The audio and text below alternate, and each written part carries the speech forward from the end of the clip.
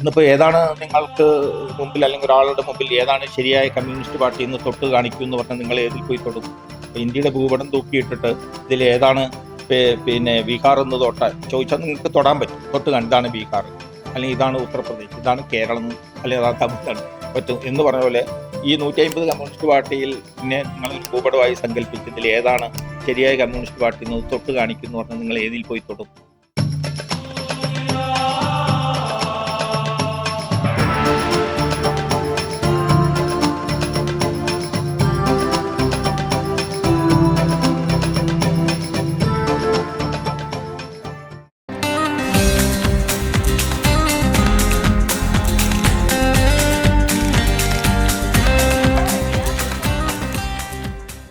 ആരും തൃപ്തിയല്ലല്ലോ, അസംതൃപ്തരാണ്. പണിയെടുക്കുന്ന തൊഴിലാളിക്കും വരുമ്പടിയും കൊണ്ട് ജീവിതം കൂട്ടിമുട്ടിക്കാൻ പറ്റുന്നില്ല.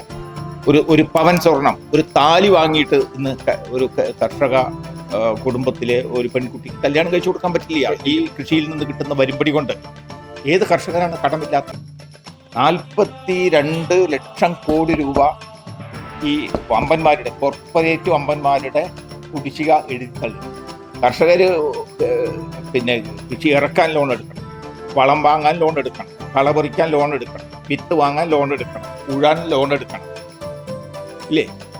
എന്നിട്ടോ ഇത് ഉരുക്കി പെരുക്കി എടുത്തിട്ട് നിങ്ങൾ ചിങ്ങത്തിൽ നെല്ല് വിറ്റാൽ മേടത്തിലാണ് ഇതിന്റെ പൈസ കിട്ടുക. കിട്ടിയാൽ കിട്ടി, അതുപോലും നമുക്ക് പറയാൻ പറ്റില്ല. എന്നാൽ ഒരു സർക്കാർ ഉദ്യോഗസ്ഥർ, റിട്ടയർഡായ ഒരു സർക്കാർ ഉദ്യോഗസ്ഥന്റെ പെൻഷൻ കൃത്യം 31 അല്ലെങ്കിൽ 1 അവന്റെ അക്കൗണ്ടിൽ പൈസ കിട്ടും. റിട്ടയർഡ് ആയിട്ടുള്ള ആളുടെ പെൻഷൻ. പക്ഷേ ഈ മണ്ണിൽ ഏറ്റവും കൂടുതൽ ആദരിക്കേണ്ടവരും ഏറ്റവും കൂടുതൽ പ്രൊട്ടക്ട് ചെയ്യേണ്ടവരും ഇവിടുത്തെ കർഷകരും തൊഴിലാളികളെയാണ്. ആ കർഷകനാണ് ഈ അവഗണന പേറി ആത്മഹത്യ ചെയ്ത് നശിച്ച് നാരായണക്കൊല്ലുകൊണ്ട് കുത്തുവാളയെടുത്തു. എല്ലാവരും ഈ സ്വരം ഉയർത്തുന്നു. അത് ഡൽഹി മുതൽ കേരളം വരെ. ഇവരാരെങ്കിലും മൈൻഡ് ചെയ്തു? അപ്പൊ ഇവരാരുടെ പക്ഷത്താണ്? അല്ലേ? അവിടെയാണ് ചെങ്കൊടിയും കാവിയും ത്രിവർണവും മഞ്ഞയും പച്ചയും ഒക്കെ ഒറ്റ കമ്പിൽ കോർത്തിണക്കപ്പെട്ടവരാണ് ഈ കോർപ്പറേറ്റുകളുടെ നക്കാപ്പിച്ചയ്ക്ക് വേണ്ടി, അവരുടെ പാരിതോഷികത്തിന് വേണ്ടി, അവർക്ക് വേണ്ടിയിട്ടാണ് ഈ ഭരണകൂടവും നിലനിൽക്കുന്നത്. അതുകൊണ്ടാണ് നമ്മൾ ഇടതുപക്ഷം വിമർശിക്കപ്പെടുന്നത്. നമ്മുടെ ഇടതുപക്ഷം ഈ തെറ്റുകൾ തിരുത്തി ജനങ്ങളുടെ പക്ഷത്തേക്ക് നിൽക്കണം. ഇത് പറയുമ്പോൾ ഏതെങ്കിലും കർഷകന് ഖണ്ഡിക്കാൻ പറ്റൂല. ഏതെങ്കിലും തൊഴിലാളിക്ക് ഖണ്ഡിക്കാൻ പറ്റൂല. അതിനോട് ഇവിടെ ഇരുന്നിട്ട് നായാടി മുതൽ നസ്രാണി മേലെ പറഞ്ഞ് ഊള വർത്താനം പറഞ്ഞാൽ പോലെ മലയോര കർഷകരുണ്ടാക്കി ഞാൻ അതിന്റെ പ്രസിഡന്റ് ആവാം, തീരദേശ കർഷകരുണ്ടാക്കി ഞാൻ അതിന്റെ സെക്രട്ടറി ആവാന്ന് പറഞ്ഞിട്ട് പന്നിയാണ് ഇവിടുത്തെ പ്രശ്നം. ഞാൻ ചോദിക്കട്ടെ, ഈ പന്നിന് വെടി വെച്ചു വന്നപ്പോ ഒക്കെ തീരുമോ? പന്നിയല്ല ഇവിടുത്തെ പ്രശ്നം, ഈ ഭരണാധികാരികളാണ് പ്രശ്നം. അവരെയാണ് വെടിവെച്ച് കൊല്ലേണ്ടത് പറയണം. പന്നിനെയല്ല വെടിവെക്കേണ്ടത്. ഇവർക്ക് പന്നിയോടോ കർഷകരോടോ താല്പര്യം ഉണ്ടെങ്കിൽ ഈ പന്നിയെ കൊന്നിട്ട് ഭക്ഷണമാക്കുന്നതിലാണ്, പ്രത്യുൽപാദനപരമാക്കുന്നതിലാണ് അവന്റെ താല്പര്യം കാണുന്നത്. ചുറ്റുമൂടും ചുട്ടുകരിക്കാനാണ് പറയുന്നത്. അപ്പോഴും പന്നി എന്തിനെ കൊല്ലം നിങ്ങൾക്ക് വല്ല വൈരാഗ്യമുണ്ടോ? അപ്പൊ മനുഷ്യന് കിട്ടേണ്ട എല്ലാ ജനാധിപത്യ മനുഷ്യാവകാശങ്ങളും ഭരണഘടനാപരമായിട്ട് ഈ പൂച്ചയ്ക്കും പട്ടിക്കും നായ്ക്കും പന്നിക്കും ഒക്കെ കിട്ടും.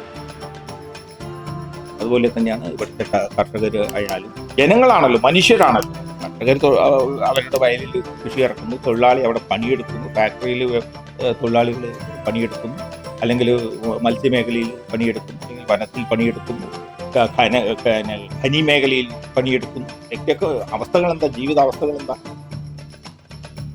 എന്ത് മാറ്റമുണ്ടായി ഈ 78 കൊല്ലം? ഒരു മാറ്റം ഉണ്ടായിട്ടില്ല. കൂടുതൽ ദുരിതമാവുകയാണ് ചെയ്യുന്നത്. ആ ദുരിതമാകുമ്പോഴാണ് നമ്മൾ ഇതൊക്കെ പുനഃപരിശോധിക്കേണ്ടി വരുന്നത്. നമ്മുടെ സർക്കാർ, നമ്മുടെ കൊടി, നമ്മുടെ നേതാവ്, നമ്മുടെ പാർട്ടി, നമ്മുടെ വിശ്വാസങ്ങൾ, നമ്മുടെ മതം, നമ്മുടെ എല്ലാം പോസ്റ്റ്മോർട്ടത്തിന് വിധേയമാക്കിക്കൊണ്ട് ഇതിനെ ഉടച്ചു വാർക്കപ്പെടാതെ ഒരു കർഷകന് രക്ഷപ്പെടാൻ പോകുന്നില്ല, ഒരു തൊഴിലാളി രക്ഷപ്പെടാൻ പോകുന്നില്ല, ഈ രാജ്യത്ത് ഒരു മനുഷ്യന് രക്ഷപ്പെടാൻ പോകുന്നില്ല. അപ്പൊ ഈ നിലയ്ക്ക് മൊത്തം ഒലഞ്ഞു നിൽക്കുന്ന, തകർന്നു നിൽക്കുന്ന, തരിപ്പണമായി നിൽക്കുന്ന ഒരു സാഹചര്യത്തിൽ നിന്നുകൊണ്ട് വേണം ഒരു കർഷകൻ ചിന്തിക്കാൻ, ഒരു കർഷകൻ പ്രവർത്തിക്കാൻ, ഒരു തൊഴിലാളി ചിന്തിക്കാൻ. അതാണ് രാഷ്ട്രീയ പ്രബുദ്ധത എന്ന് പറയുന്നത്. തൊഴിലാളി എല്ലാവരും പണിയെടുക്കുന്നവരെ, പക്ഷെ വെറുതെ പണിയെടുത്തത് കൊണ്ട് മാത്രം തൊഴിലാളിയാകും. അത് തൻ്റെ വർഗപരമായ ചിന്തയും വർഗപരമായ ബോധത്തെയും മുൻനിർത്തി ചിന്തിക്കുമ്പോഴാണ് ഒരു തൊഴിലാളി. അല്ലെങ്കിൽ ചൂഷണം ചെയ്യുന്നത് എന്താണെന്ന് അറിയില്ല, ചൂഷിതരാവുന്നത് എന്തുകൊണ്ടാണെന്ന് അറിയില്ല, ഈ സാമൂഹിക സാഹചര്യങ്ങളിൽ നാം അനുഭവിക്കുന്ന കെടുതികളും പ്രശ്നങ്ങളും എന്താണെന്ന് അറിയില്ല അവർക്ക്. ഇതാണ് ഭരണകൂടത്തിന്റെ വിജയം. കോർപ്പറേറ്റുകളുടെ ചിരി ഇതിൽ നിന്നുണ്ടാവുന്ന. നാം എന്ന് തിരിച്ചറിയുന്നു അന്ന് അവൻ്റെ പതനമായി.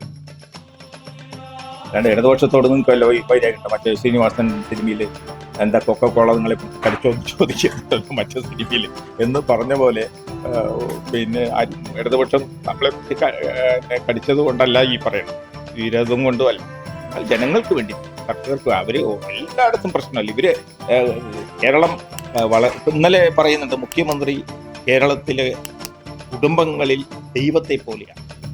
ഒരു കമ്മ്യൂണിസ്റ്റുകാര് കുറിച്ച് പറയുന്നത് ഇങ്ങനെയാണ്. ആണോ? നിങ്ങൾ ഓരോ കുടുംബം പോയിട്ട് ഒന്ന് പരിശോധിച്ച് നോക്കിയേ അയാളെ എങ്ങനെയാ കാണുന്നത്. മക ഫൂളായിട്ടാണ് കാണുന്നത്. വാക്കുകളിലെല്ലാം ഞാൻ പറയും, സത്യയിലും സാരാംശത്തിലും അനുഭവത്തിലും നമുക്ക് കാണും. ഇപ്പോൾ കാറ്റ് ഉണ്ടെന്ന് വെറുതെ പറഞ്ഞപ്പോൾ കാറ്റ് നമ്മളെ ശ്വസിക്കുന്നു, അത് നമ്മളെ തലോടി കടന്നു പോകും. അത് നമ്മളെ മാത്രമല്ല, ഇവിടുത്തെ എല്ലാ ജീവജാലങ്ങളിലും പുൽക്കൊടിയിലും പിന്നെ തെങ്ങിലും മരത്തിലും വയലിലും ഒക്കെ കാറ്റ് സർവ്വവ്യാപിയായി നിൽക്കുമ്പോഴാണ് കാറ്റിൻ്റെന്ന് നമുക്ക് പറയാൻ. എന്ന് പറഞ്ഞ പോലെ ദൈവമാണെന്ന് പറഞ്ഞാൽ അരൂപിയാണോ? എന്താണ് അവർ ഉദ്ദേശിച്ചത്? ദൈവത്തെ കൊണ്ട് ഒരു ഗുണമില്ലെന്നാണോ? രണ്ടർത്ഥം ഉണ്ട് അതിൽ. ഇയാളെ കൊണ്ട് ഒരു ഗുണമില്ല എന്നും വരാം. അപ്പം അങ്ങനെ എല്ലാം ചിന്തിക്കേണ്ടതെന്നാണ് നമ്മൾ മനസ്സിലാക്കുന്നത്. ഇപ്പൊ വിത്തുകൾ എന്ന് പറഞ്ഞിട്ട് നമ്മൾ വിത്ത് എന്ന് പറഞ്ഞാൽ നമ്മുടെ മനസ്സിൽ പാരമ്പര്യമായ ഒരു അനുഭവം ഉണ്ട് എന്നാണ്. നമ്മൾ ഉണ്ടാക്കുന്ന വിത്ത് നമ്മൾ ഉണക്കി നമ്മളതിനെ കൃത്യമായി സൂക്ഷിച്ച് പരിപാലിച്ച് അടുത്ത വിളയിറക്കുമ്പോഴാണ് ഇത് വിത്താവും. ഇപ്പൊ അന്തക വിത്താണ്. ഒരു സാധനം തരും, നമ്മളത് മുളപ്പിക്കുന്നു, അതിന്റെ വിഭവം ഉണ്ടാകുന്നു, അത് നശിച്ചു കഴിഞ്ഞു. വിത്തില്ല, വിത്ത് വേറെ എവിടെ നിന്ന് ഉണ്ടാക്കി വരും, അസംബ്ലി ചെയ്യും നമ്മൾ കൃഷിക്കാരൻ. അപ്പോൾ കൃഷിക്കാരനിൽ നിന്ന് ആത്മാവ് അടർത്തി മാറ്റിക്കൊണ്ട് വിത്തുണ്ടാക്കി ആ വിത്ത് ആ വളം ആ കീടനാശിനി കൊണ്ടുവന്ന് നമ്മൾ കളിക്കുന്നു, എവിടെ നിന്നൊക്കെയോ വരുന്നു, എവിടെ നിന്നൊക്കെയോ ഉണ്ടാക്കുന്നു. കർഷകനും ഒരു ഉപകരണമായിട്ട് മാറും. അപ്പൊ അതല്ലല്ലോ കർഷകൻ എന്ന് പറയുന്നത് എല്ലാ അർത്ഥത്തിലും. ആദിവാസി കർഷകർ 200 കൊല്ലം അവരുടെ വിത്തിനങ്ങൾ സൂക്ഷിക്കാനുള്ള ശേഷി അവർക്ക്, അല്ലെങ്കിൽ അറിവ് അവർക്ക്, അതിൻ്റെ കഴിവുണ്ടായിരുന്നു. അതിനെയാണ് തല്ലിപ്പൊളിച്ചിട്ട് വിത്ത് സൂക്ഷിക്കാനായിട്ട് വേറൊരു പാട്ടപ്പറ പോലെ വേറൊരു സാധനം അവരുണ്ടാക്കി കണ്ടുപിടിച്ചത്. കർഷകന്റെ പാരമ്പര്യമായ അറിവും അവരുടെ പാരമ്പര്യമായ 200-ൽ പരം വിത്തിനങ്ങളും അവർക്കുണ്ടായി. അതിന് മുഴുവൻ നശിപ്പിച്ചു ആദിവാസികളെയും കരിയില പോലെ അങ്ങോട്ട് തള്ളിക്കളയും. തന്നെ നമ്മുടെ നാട്ടിൽ കർഷകർക്കും സംഭവിക്കും. അപ്പൊ ആ നിലയ്ക്ക് കൃഷിയോട് താല്പര്യം ഇല്ലാതാക്കുന്ന ഭൗതിക സാഹചര്യങ്ങളും നിയമ സംവിധാനങ്ങളും കോർപ്പറേറ്റ് നയങ്ങളുമാണ് പഠിപ്പിക്കുന്നത്. അതുകൊണ്ടാണ് നമുക്ക് ആർക്കും താല്പര്യമില്ലാതെ വരുന്നത്.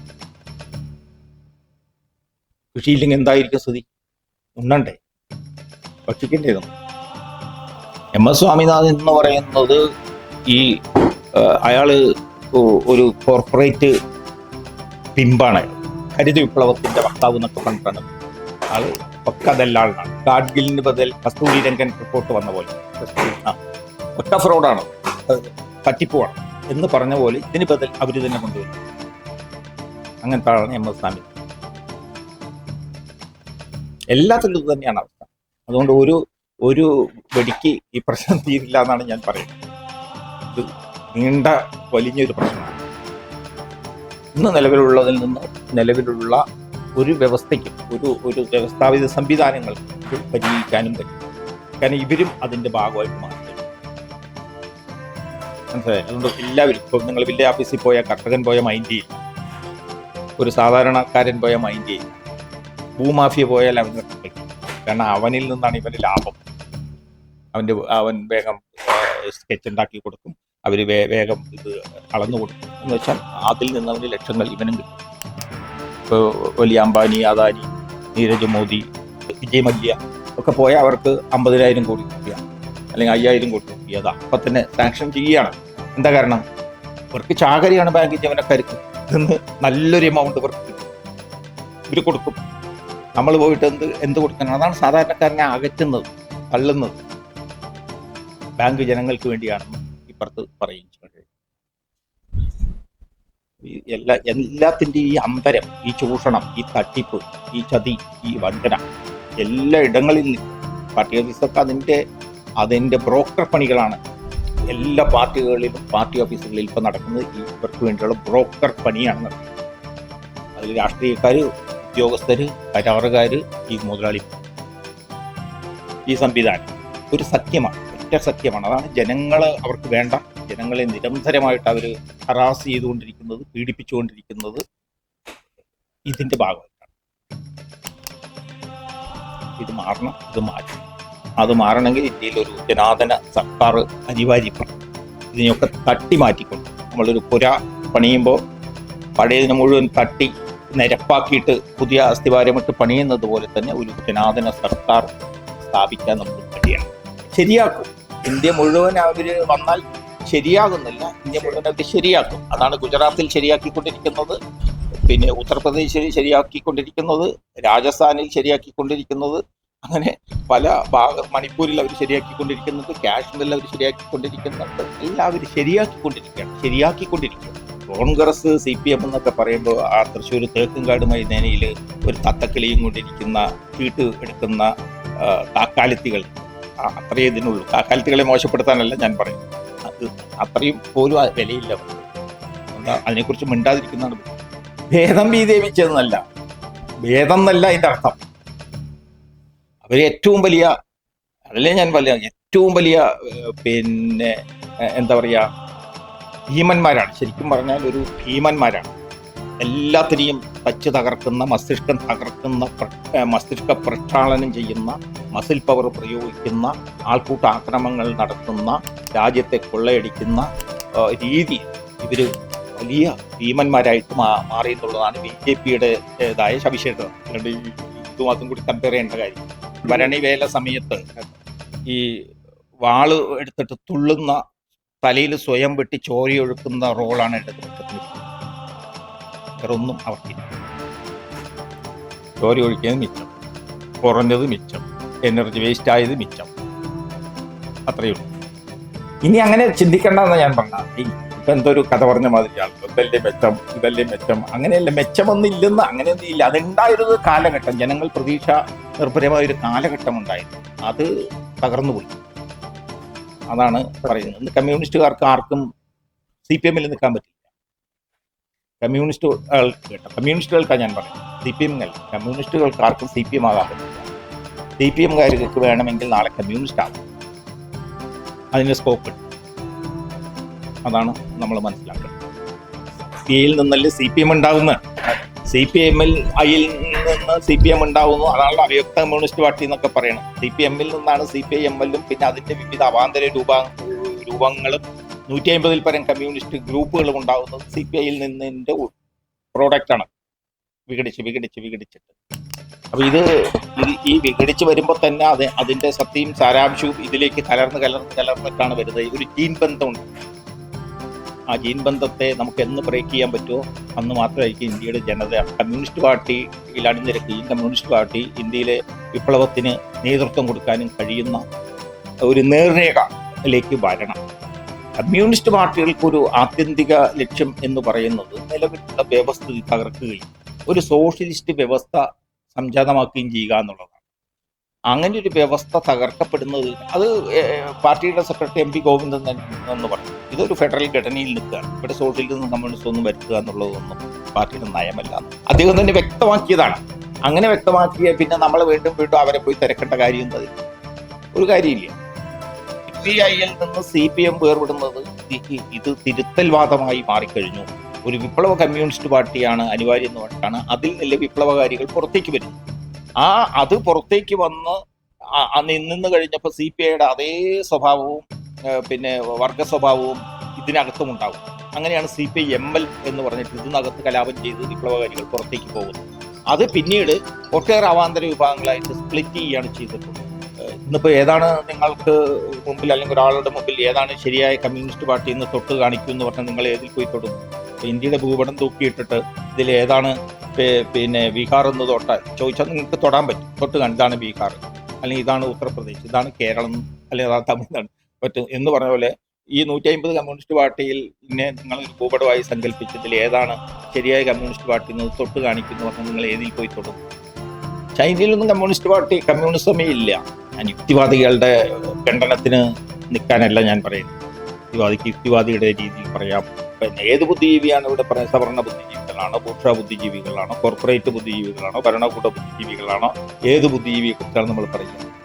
ബുദ്ധിജീവി എന്ന് പറയുന്നത് ഈ ഇവിടുത്തെ അടിസ്ഥാന വർഗ ജാതി വിഭാഗങ്ങൾ അല്ലെങ്കിൽ ചൂഷണം അനുഭവിക്കുന്ന ഈ പറഞ്ഞ ദളിത്, ആദിവാസി, പിന്നെ മുസ്ലിം, അതുപോലെ തന്നെ ന്യൂനപക്ഷങ്ങൾ, കർഷകർ, തൊഴിലാളികൾ, ആദിവാസികൾ, ദളിതർ, പിന്നോക്കക്കാർ ഒക്കെ പറയുന്ന ഈ മർദ്ദിത ജനത, ടോട്ടലി മർദ്ദിത ജനതകളുടെ ഭാഗവാക്കായി നിന്നുകൊണ്ട് പറയുമ്പോഴാണ് അത് ബുദ്ധിജീവിയായിട്ട് കാണാൻ പറ്റും. മറ്റതൊന്നും ബുദ്ധിയേ അല്ല, അതൊക്കെ കോർപ്പറേറ്റ് ബുദ്ധികളാണ്. നിങ്ങളൊന്ന് പറയുമ്പോൾ അതിനെ കെട്ടിക്കിപ്പിക്കുക, അതിനെ കൺഫ്യൂസ് ചെയ്യിപ്പിക്കുക എന്നുള്ളത് യുക്തിയുമല്ല, ബുദ്ധിയുമല്ല. മനസ്സിലായില്ല? അത് കള്ളക്കുറുക്കന്മാരുടെ ലക്ഷണം മാത്രമാണ്. നമ്മളതൊന്നും ചർച്ച ചെയ്യേണ്ട കാര്യമില്ല. നേരവും കളയും.